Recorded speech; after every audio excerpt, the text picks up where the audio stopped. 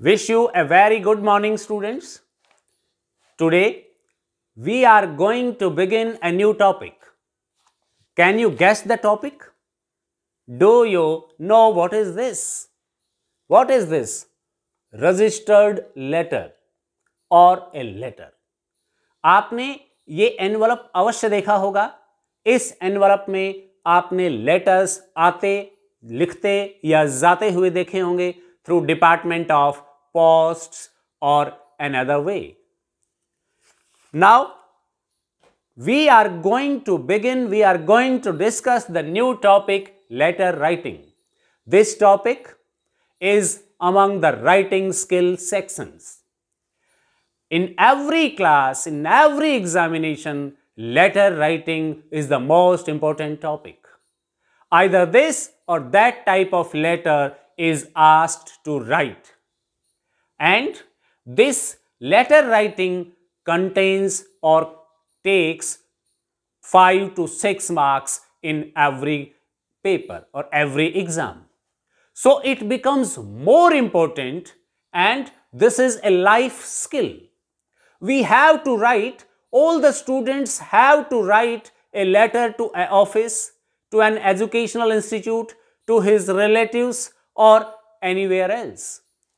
So, if we learn this skill of letter writing, it will be very much beneficial to all of us. आइए हम letter writing का यह skill सीखते हैं. सबसे पहले, by watching this video, you will be able to know the concept of letter, importance of letter writing skill, format of letter writing, do's and don'ts while writing a letter, how to write an effective letter, or how can we convey some information from one person to another person, from one office to another office. In this way, we can learn so many things regarding letter writing.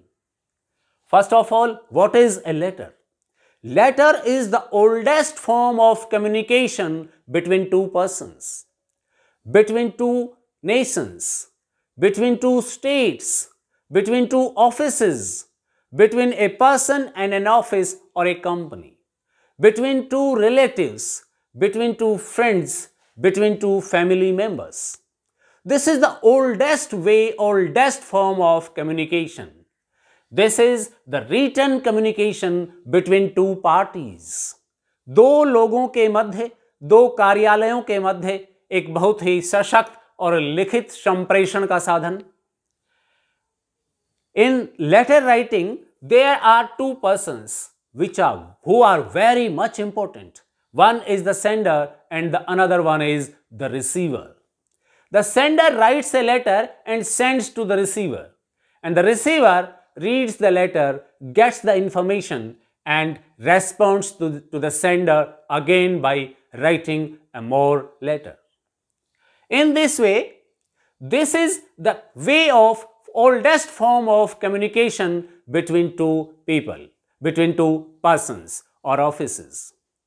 But in case of letters, today we get no letters in case of families, friends or relatives, because mobile phones, frequent chat between relatives, friends and family members, WhatsApp, Instagram, Facebook have decreased the importance of letter writing between family, friends, relatives and other members. But we shall discuss here the types of letters. First is formal letter, another one is informal letter and social letters. Here we shall discuss formal letters. What do you mean by formal letters?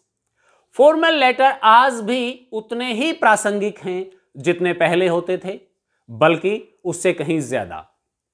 हां, इतना अवश्य है कि आजकल हम letters through email, through electronic mail भेजते हैं. Electronic mail से ही हमें लेटर प्राप्त होते हैं. बहुत ही कम लेटर्स आजकल थ्रू डिपार्टमेंट ऑफ पोस्ट भेजे या प्राप्त किए जाते हैं. But we must have the skill of letter writing. Formal letter may be of many types. For example, business or official letters. Second one is letter to the editor of a newspaper or a magazine. And the third one is application for jobs, for job opportunities. Now we shall discuss these letters in detail. First is business or official letters. In case of business letters, the letters are written for inquiry, for placing orders of some products, cancellation of orders, complaints of products, reply or response letters, or official letters are usually written to some offices to know, to gain, or to give some information. For asking or giving some information, official letters are written. We usually write letters or applications to educational institutes and other offices. These letters or these type of letters are considered, are taken among business or official letters. अब हम बात करते हैं letter to editor. अगर हमें किसी information की public को अवेयर करना है किसी इंफॉर्मेशन से, if we want to create awareness among people, awareness among public, then we have to write a letter to the editor of a renowned newspaper or a magazine. Opinions, suggestions are given, are written on the issues of public interest. Public interest के जो issue होते हैं उन पर अगर हमें अपने opinion या सजेशंस संबंधित ऑफिस को, मैनेजमेंट को, गवर्नमेंट को देना है तो हम लेटर टू एडिटर लिखते हैं, which is very important. This is written for your to create public awareness. And the next is job applications. Job applications are usually written to seek jobs, to find jobs, or to forward a resume for job opportunities to different institutions or organizations. In this way, we write these formal letters. If we know the writing skill of letters, we can get full marks in letter writing skill. Dear students, हमने जाना एक formal letter क्या होता है, उसकी हमें कहाँ कहाँ आवश्यकता पड़ती है. आइए अब हम सीखते हैं how to write a formal letter. किसी भी लेटर को लिखने के लिए सबसे इंपॉर्टेंट पार्ट है इट्स फॉर्मेट. अगर हम किसी लेटर का फॉर्मेट भी जान लें तो हमारे पास जो भी रॉ मटेरियल है या जो भी लेटर की स्टेटमेंट एग्जाम में पूछी जाती है, उस स्टेटमेंट से हम बहुत कुछ निकाल कर उस फॉर्मेट में लिख सकते हैं, अरेंज कर सकते हैं, and it becomes a letter, an effective letter. आइए हम बात करते हैं कि कौन कौन से इंपॉर्टेंट पॉइंट्स हैं एक लेटर के, जो एक लेटर में हमें लिखने ही चाहिए या लिखने होते हैं. अगर आप एक छोटा सा निमोनिक्स याद कर पाएं तो उसका नाम है SDR SSBC. SDR SSBC. अगर आप इस निमोनिक्स को याद रख पाएं तो यही वो 7 पॉइंट्स हैं which are very important for a formal letter.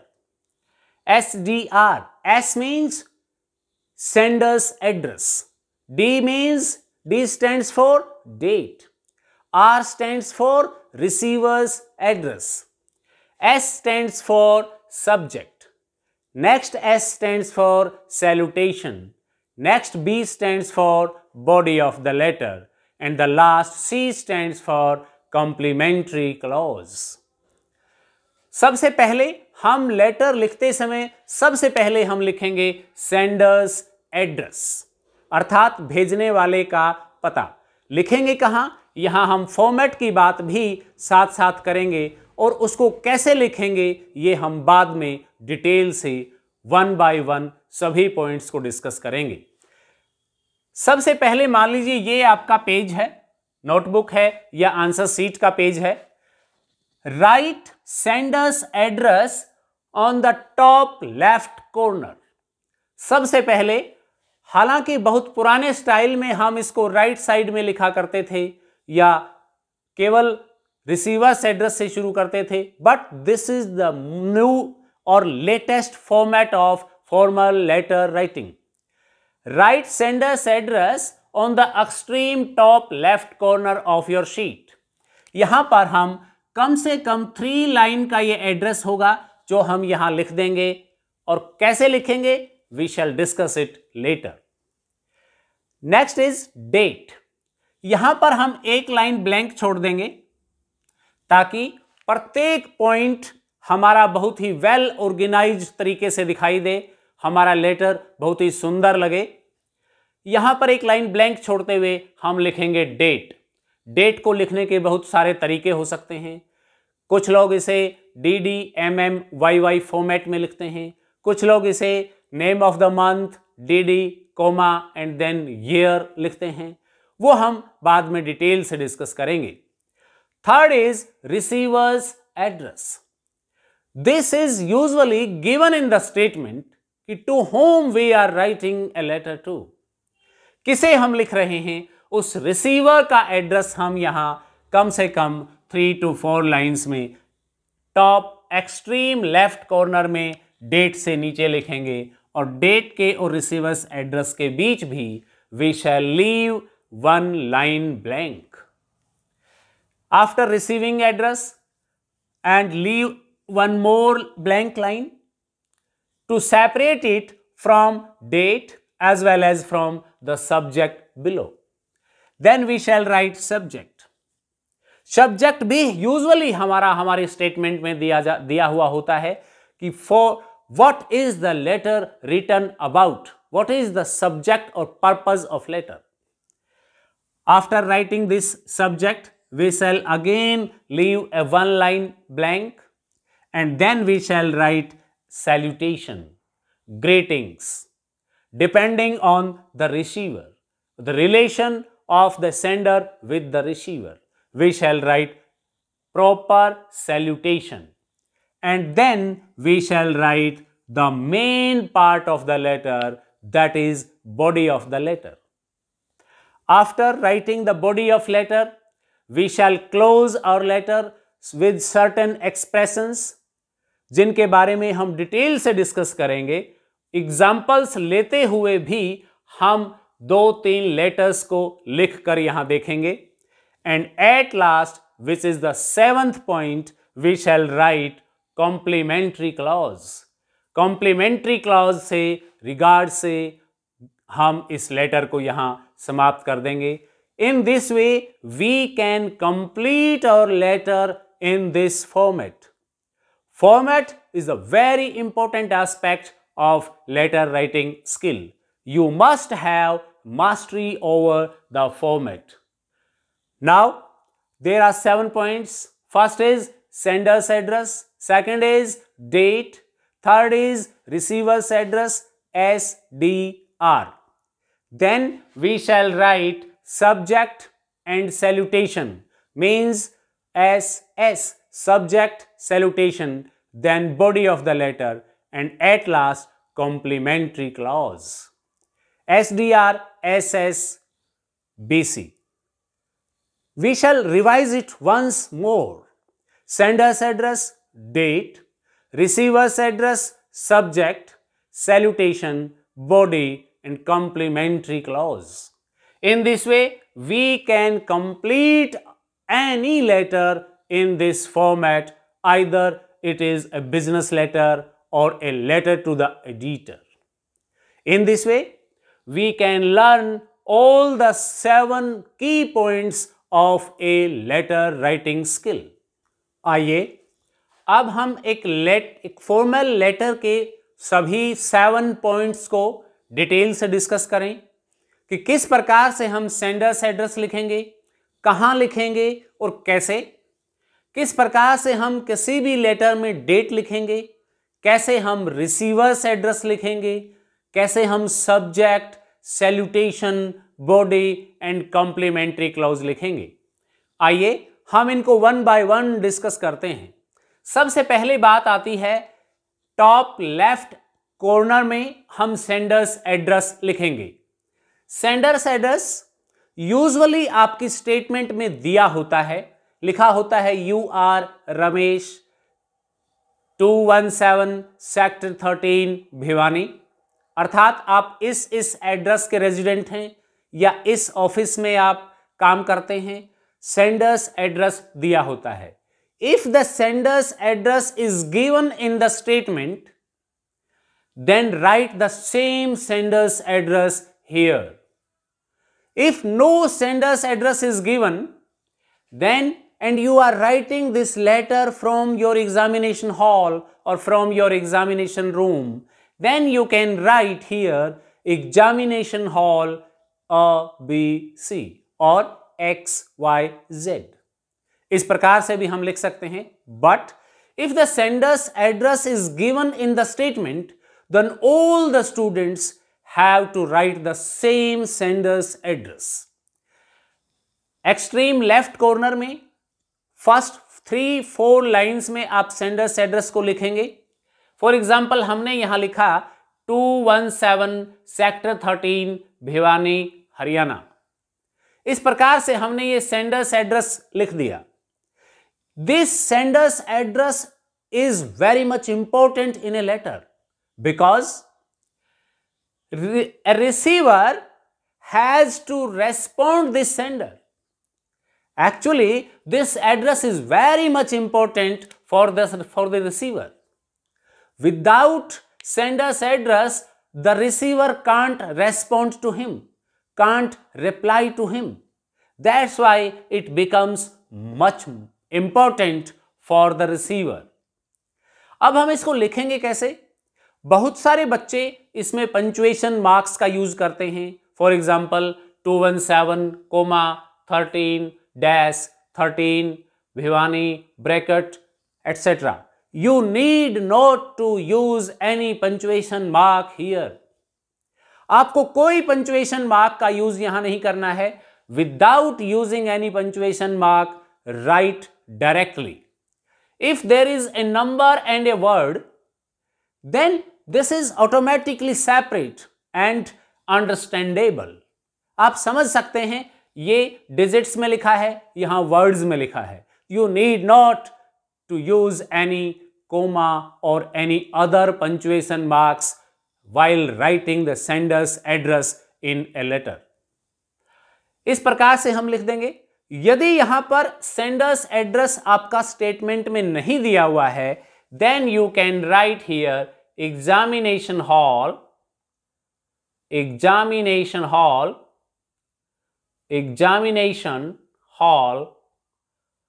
A, B, C. You can write this as a sender's address. Then leave at least one line blank, ताकि ये वाला सेंडर्स एड्रेस डेट से बिल्कुल साफ साफ अलग अलग दिखाई दे। Next point is date. बहुत से बच्चे यहां पर पहले डेट लिखेंगे और फिर इसके बाद डेट को लिखेंगे। You need not to write this word date, write the date directly. आप सीधा सीधा यहां डेट लिखिए। डेट लिखने के बहुत सारे तरीके हो सकते हैं। फॉर एग्जाम्पल आइए हम कुछ तरीकों पर गौर करें। हम डेट को अक्सर, मान लीजिए आज 30 अक्टूबर है, अक्सर हम डेट को इस प्रकार से लिख देते हैं, ऐसे लिख देते हैं, या केवल 20 लिख देते हैं। इस प्रकार से डेट को लिखा जा सकता है। बहुत सारे बच्चे इसको इस प्रकार से भी लिख सकते हैं, लेकिन बहुत सारे बच्चे इसको इस प्रकार से भी लिख सकते हैं, इस प्रकार से भी लिख सकते हैं। कोई भी तरीका गलत नहीं है, लेकिन यहां आपको ध्यान ये रखना है कि कहीं ये वाला स्लैश, ये वाला डॉट या ये वाला कोमा हमारी डेट को लिखने में रिसीवर को कंफ्यूज तो नहीं कर रहा है। कई बार हम इसको इस तरीके से लगा देते हैं कि ये ऐसे हो जाता है। तो क्या हम इस डेट को अब पढ़ सकते हैं? Is it legible? No, I can't understand this. Is it, हम इसको ऐसे पढ़ सकते हैं 3/01/3 3 जनवरी और 30 नवंबर, लाइक दिस। तो इस प्रकार से लिखना रीडर को, रिसीवर को कंफ्यूज कर सकता है, इसलिए हमें इन तरीकों से बचना चाहिए। Avoid these modes of writing dates in a letter. सही तरीका है, you can write a date in the DD, MM and YY format, जो अक्सर एक मान्य तरीका है। आप इस तरीके से डेट को लिख सकते हैं। For example 30th, 10th and 2020 और 2020। या फिर आप नेम ऑफ द मंथ लिख सकते हैं, उसके बाद डेट, फिर ईयर आप लिखिए, और डेट और ईयर को सेपरेट करने के लिए यहां हम कोमा का यूज अवश्य करेंगे। अदरवाइज होगा क्या, मान लीजिए आप विदाउट कोमा डेट लिख रहे हैं, अक्टूबर 30/20, मान लीजिए आपने ये लिख दिया विदाउट कोमा, और 30/20/20, तो इससे भी कंफ्यूजन होता है। This is also not legible, means illegible, ये भी समझ में नहीं आता है। इसलिए हमें डेट को, इस ईयर्स को डेट से अलग करने के लिए we need to put comma here, use comma here। इसलिए ये इन दोनों तरीके से अगर आप डेट लिखेंगे किसी भी लेटर में तो कभी कोई गलती नहीं होगी। अक्टूबर 30, 2020, very much clear। You can use comma while writing the date in a letter। Then again leave at least one line blank, ताकि डेट को सेंडर्स एड्रेस से और डेट को नीचे वाले रिसीवर्स एड्रेस से अलग अलग किया जा सके, साफ साफ देखा जा सके। Next is receiver's address. हमने सेंडर्स एड्रेस लिखा, next is receiver's address date, and the next is receiver's address. आपके जो लेटर की स्टेटमेंट होती है, जो क्वेश्चन होता है, उस क्वेश्चन में रिसीवर्स एड्रेस लिखा होता है। आपको क्या करना है, वहां से रिसीवर्स एड्रेस को लेकर केवल आपको इस लेटर के फॉर्मेट में वेल ऑर्गेनाइज्ड तरीके से अरेंज करना है। मान लीजिए, write a letter to the editor of a renowned newspaper, और वहां पर न्यूज़पेपर का नाम दिया हुआ भी हो सकता है। Write a letter to the editor of the Hindu, New Delhi, New Delhi. इस प्रकार से अगर वहां पर कंप्लीट एड्रेस दिया हुआ है, write the same address here over. यदि वहां कंप्लीट नहीं दिया हुआ है, write a letter to the editor of a newspaper. फिर आप किसी भी इंग्लिश न्यूज़पेपर का नाम यहां लिख सकते हैं, कोई भी आपका नेबरिंग सिटी यहां लिख सकते हैं जहां से वो स्पेसिफिक पेपर पब्लिश होता है। The editor, the Hindu, New Delhi. इस प्रकार से हमने 3 या 4 लाइंस में रिसीवर्स एड्रेस लिखा। यहां किसी फर्म का नाम हो सकता है। यहां आपको स्पेसिफिक ध्यान ये रखना है कि फर्स्ट लाइन में हम डेजिग्नेशन लिखेंगे। Write the designation to whom you are writing to. जिसे भी आप लिख रहे हैं, हो सकता है वो किसी स्कूल का प्रिंसिपल हो, किसी कॉलेज का प्रिंसिपल हो, किसी यूनिवर्सिटी का वाइस चांसलर हो सकता है वो किसी कंपनी या किसी फर्म का मैनेजर हो सकता है वो किसी न्यूज़पेपर का एडिटर हो। यहां पर आप फर्स्ट लेटर इनके कैपिटल लिख सकते हैं, और don't use any punctuation mark. Designation लिखने के बाद आपको उसका नाम, उसका एड्रेस यहां लिख देना है, बट यहां पर आपको नेम ऑफ द रिसीवर नहीं लिखना है। Never write the name of the receiver, चाहे बेशक वो वहां दिया हुआ है। Always write designation, name of the office and name of place without using punctuation marks. इस प्रकार से हमने देखा how to write sender's address in a letter, how to write date and how to write receiver's address. जितने भी 7 के 7 की points, की हेडिंग्स, की टाइटल्स हैं हमारे लेटर के, प्रत्येक पार्ट के बीच में एक लाइन खाली छोड़ना ना भूलें, ताकि सभी पार्ट्स सेपरेटली साफ साफ दिखाई दे सकें। रिसीवर को सेंडर्स का एड्रेस दिख सके, सेंडर को रिसीवर का डेट साफ साफ दिखाई दे सके। सभी पार्ट्स को सेपरेटली हम लिखेंगे, leaving at least 1 line blank between every 2 parts of a letter। अभी तक हम 3 पॉइंट्स डिस्कस कर चुके हैं, how to write sender's address, date and receiver's address. Next point is subject. This is a very important point of a letter। Subject, हम एक line में ही subject को लिखें, इसमें हम कोई बहुत लंबा चौड़ा सेंटेंस या लंबा चौड़ा 3-4 लाइन का सब्जेक्ट कभी ना लिखें। Subject should be short, brief, precised and it should state the exact purpose of the letter. जो हमारे लेटर का मेन पॉइंट है, मेन थीम है या मेन पर्पस है, सब्जेक्ट उसको स्टेट करता हुआ होना चाहिए, उसको एक्सप्रेस करता हुआ होना चाहिए। रेसिपिएंट के लिए कई बार रेसिपिएंट केवल सब्जेक्ट को देखता है, ना कि उसकी complete body.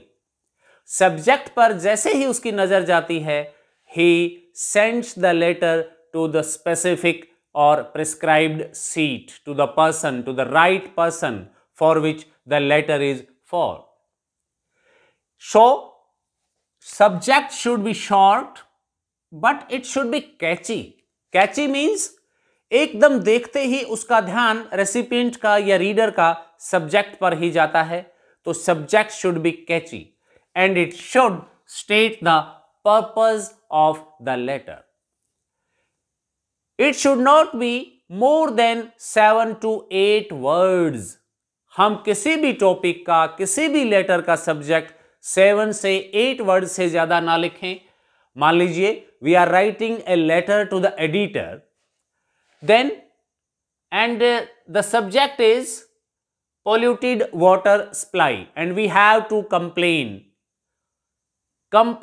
regarding polluted water supply, complaint regarding erratic electricity supply. इस प्रकार से हो सकता है। If you are writing this letter to a businessman, to a business firm, then you can write regarding placing an order for so and so products, cancellation of orders. In this way we can write subject in a short and catchy way, stating the exact purpose of the letter. Next is, after subject we write salutation, and in case of salutation it becomes very important। हम जिसे भी letter लिख रहे हैं, क्या हम उसे जानते हैं? If I know, यदि मैं जानता हूं, for example a student is writing a letter to school administration or the school principal, and he or she knows who is the principal. If the principal is a male person, then he or she or a student should write sir.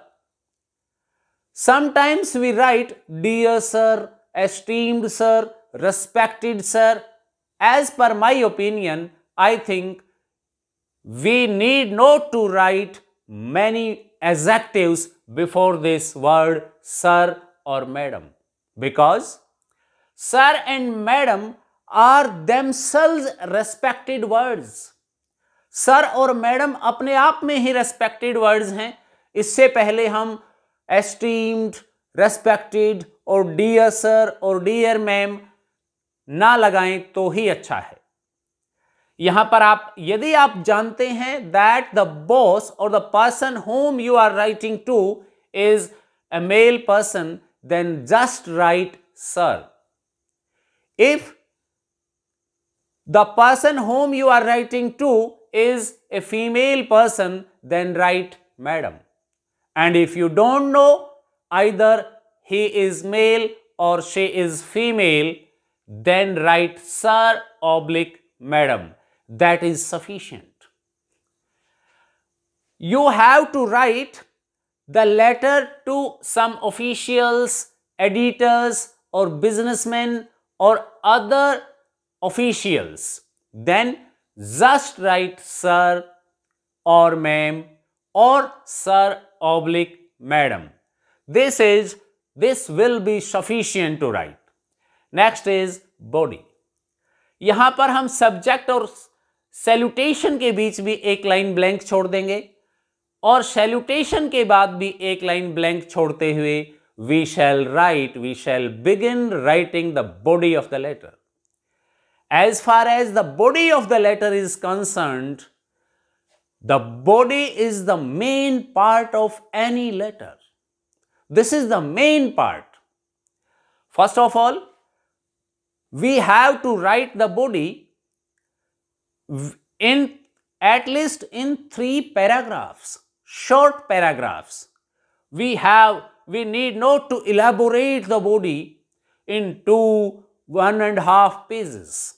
Or more than 2 pages. We have to complete it in more than half page of a register. Now, whatever is the subject, to whomever we are writing to, we should divide the body of the letter into 3 paragraphs, para 1, para 2 and para 3. चाहे कोई भी subject हो, आप body को 3 short paragraphs में बांट लीजिए. Para 1. अब पैरा 1 में हमें लिखना क्या है, पैरा 2 में क्या लिखेंगे और पैरा 3 में क्या होगा, आइए इस पर हम थोड़ा सा प्रकाश डालते हैं. पैरा 1 में हमारा जो लेटर का जो पर्पस है वो होना चाहिए. पर्पस, मेन आइडिया और रेफरेंस टू समथिंग. आप किसके रेफरेंस में ये लेटर लिख रहे हैं? If it is a job application, if it is a letter for a job, then you should mention the reference of the advertisement.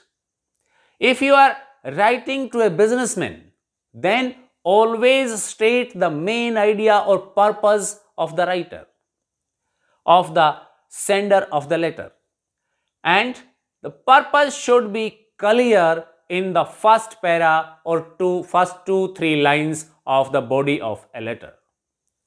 Next is para 2. अब जब हमने यहां पर purpose, main idea और reference लिख ही दिया है, इसके पश्चात आपको कोई अलग से लाइन में पैरा शुरू करने की आवश्यकता नहीं है, बल्कि आप अपने पर्पस या मेन आइडिया को सपोर्ट करते हुए at least 3 to 4 points para 2 में लिखेंगे. We have to elaborate our purpose or main idea by writing 3 to 4 points to support the purpose using our own observations. उस चीज के बारे में जिस बारे में भी हम लेटर लिख रहे हैं, मैं आपको जनरल बता रहा हूं कि जनरल सेंस में हम क्या करेंगे. जो भी हमारा पर्पस है उस पर्पस को सपोर्ट करते हुए 3 to 4 पॉइंट्स हम यहां लिखेंगे, ताकि वो पर्पस, वो प्रॉब्लम, वो इशू या वो जो भी पर्पस है वो यहां स्पष्ट हो जाए कि हम चाहते क्या हैं या व्हाट एग्जैक्टली हैड हैपेंड, कि हुआ क्या है. At last para 3, which is very important for the body of any letter. Para 3 should state or we should sum up the letter. Para 3 में हम लेटर को sum up करेंगे with a polite request. चाहे हम मान लीजिए हम cancellation of order की बात कर रहे हैं या किसी इश्यू की तरफ हम किसी का अटेंशन को अट्रैक्ट करना चाहते हैं, कुछ भी है, but we should never be impolite. We should always be polite in a formal letter while summing up the body of the letter. Polite request, wish, idea. We should give some suggestions or we must appeal to the authorities. या हमें appeal करनी चाहिए. वो appeal, वो suggestion, वो wish या फिर वो आइडियाज जो हम देना चाहते हैं, वो सॉल्यूशन जो हम सुझाना चाहते हैं, उन्हें उन सॉल्यूशंस को हम पोलाइट रिक्वेस्ट करते हुए ही अपनी बात को रखें या लेटर की बॉडी को सम अप करें. इस प्रकार से एक बहुत ही सुंदर बॉडी हमारी तैयार हो जाएगी. अगर हम यहां बात करें डिवीजन ऑफ मार्क्स की, जितना इंपॉर्टेंट ये स्टार्टिंग के पॉइंट्स लिखना है उतना ही इंपॉर्टेंट बॉडी लिखना भी है. अब हम डिस्कस करेंगे last point, that is complimentary clause, कि कैसे हम कॉम्प्लीमेंट्री क्लॉज को लिख सकते हैं या किस प्रकार से हमें कॉम्प्लीमेंट्री क्लॉज लिखना चाहिए. And at last complimentary clause. In case of complimentary clause, जहां भी हमारी बॉडी ऑफ लेटर समाप्त होती है, उसके तीनों पैसेज समाप्त होते हैं, हमारे सजेशंस, ओपिनियंस या फिर हमारी एक पोलाइट रिक्वेस्ट जो है समाप्त हो जाती है, उसके बाद हम politely depending upon the person whom we are writing to, हम एक कॉम्प्लीमेंट्री क्लॉज करेंगे. It will be the end of our letter. ये हमारा अंतिम स्टेप होगा. If we are writing the letter to an official or to a business firm, then we should end our letter with yours truly or yours sincerely or yours faithfully. यहाँ पर अक्सर एक छोटी सी गलती जो अक्सर देखी जाती है वो ये कि बच्चे इस yours को अपस्ट्रॉफी लगाकर इस तरीके से लिख देते हैं, जो कि आपको नहीं लिखना है. यहां आपको केवल एक प्रोनाउन के रूप में एस लगाते हुए योर्स लिख देना है, ना कि अपस्ट्रॉफी लगाकर. सेकेंडली, योर्स का वाई हमें यहां कैपिटल लिखना है, लेकिन ट्रूली का टी स्मॉल लिखेंगे या सिंसियरली का एस स्मॉल लेटर लिखेंगे या फेथफुली का एफ स्मॉल लिखेंगे. यहां पर हम इस तरीके से कभी ना लिखें yours faithfully, yours faithfully. Don't write like this. This is wrong. Always use first letter capital and then next initial letter of next word small. Yours truly, yours sincerely और योर्स फेथफुली. एक और गलती जो यहां देखने को मिलती है वो ट्रूली को लिखने में मिलती है. बच्चे अक्सर ट्रूली को, क्योंकि ट्रू TRUE होता है, जब हम इसमें LY ऐड करते हैं तो we have to remove E before adding LY to it and it becomes TRULY, ना कि TRUELY, जो कि गलत स्पेलिंग्स है. आपको यहां ध्यान रखना है truly, sincerely or faithfully if you are writing a letter to an official or a business firm or owner. But if you are writing the letter to your principal or to your teachers, your class in charge or in charge of some another event, then always use yours obediently, because students are obedient to their teachers and principals. yours obediently, or you can write yours sincerely. And now the latest trend is also there.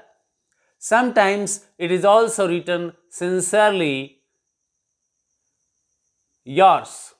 Sincerely yours. You can write like this also. Sincerely yours.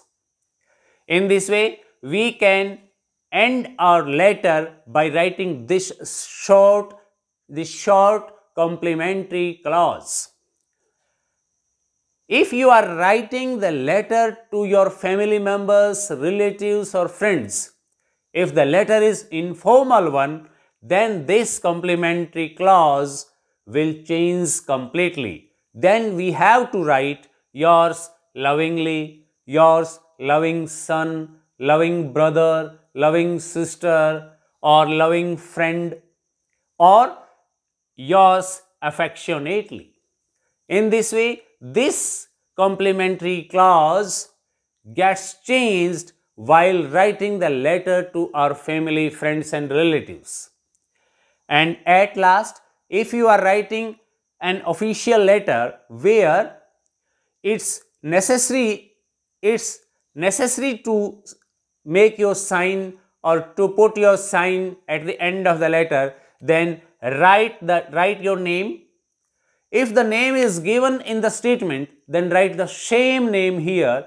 If no name is given, then write yours name or name of yours, or if you are writing this letter in an examination, then write ABC or XYZ here and put your signature above your name. Write your name in capital letters and then put your signature above your name at the end of the letter.